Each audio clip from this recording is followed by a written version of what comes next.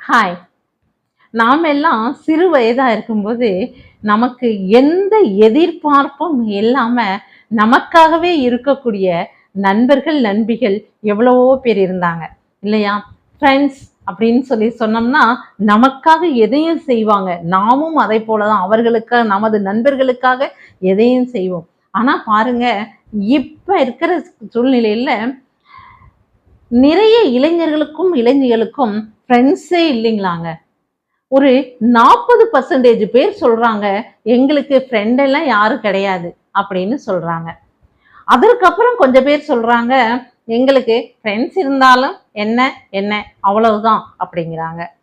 அதாவது டீப்பா ரொம்ப மிகச்சிறந்த நட்புகள் அப்படின்னு சொல்லி சொன்னா, அது மாதிரிலாம் எங்களுக்கு யாரும் இல்லை அப்படின்னு சொல்றாங்க ஃப்ரெண்ட்ஸ்.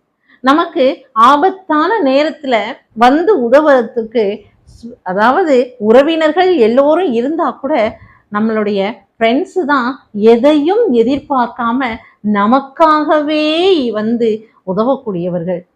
அந்த உதவியையும் எதிர்பார்த்து நம்ம இல்லை, ஆனா மனது சொல்லும், சோ நம்ம ஃப்ரெண்டு ஆபத்துல இருக்கான், அதனால நம்ம போய் உதவி பண்ணணும் அப்படின்னு சொல்லிட்டு.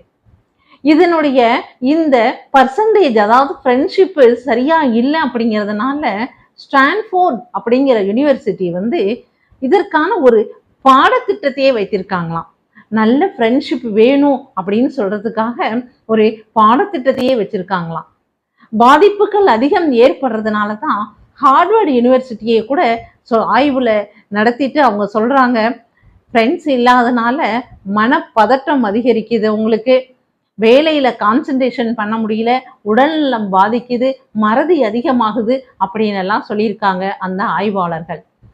இந்த காலத்து இளைஞர்களுக்கு ஃப்ரெண்ட்ஷிப் என்பதே இல்லை அப்படிங்கிறது ரொம்ப மன வருத்தத்தை அளிக்கக்கூடியதா இருக்கு. ஏன்னா ஜாலியா பேசணும், எதையுமே தவறா எடுத்துக்க மாட்டாங்க. தவறா இருந்தாலும் எடுத்து சொல்ல, ஏன் இப்படி பண்றீங்க அப்படின்னு சொல்லி எடுத்து சொல்லக்கூடிய அளவு இருக்கக்கூடியவங்க தான் நண்பர்கள் அப்படின்னு சொல்லக்கூடியவங்க.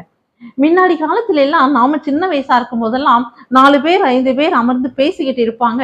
ஒரு காம்பவுண்ட் சுவரா இருக்கட்டும், இல்ல ஒரு திண்ணையா இருக்கட்டும், அமர்ந்து பேசிட்டு இருப்பாங்க. இளைஞர்களுமே கூட சரி, பெண்கள் கூட உரல்ல அரைக்கும் போதும் உலக்கையால இடிக்கும் போதும் 3 பேர் 4 பேர் அமர்ந்து பேசிக்கிட்டு இருந்த காலங்கள்லாம் இருந்தது.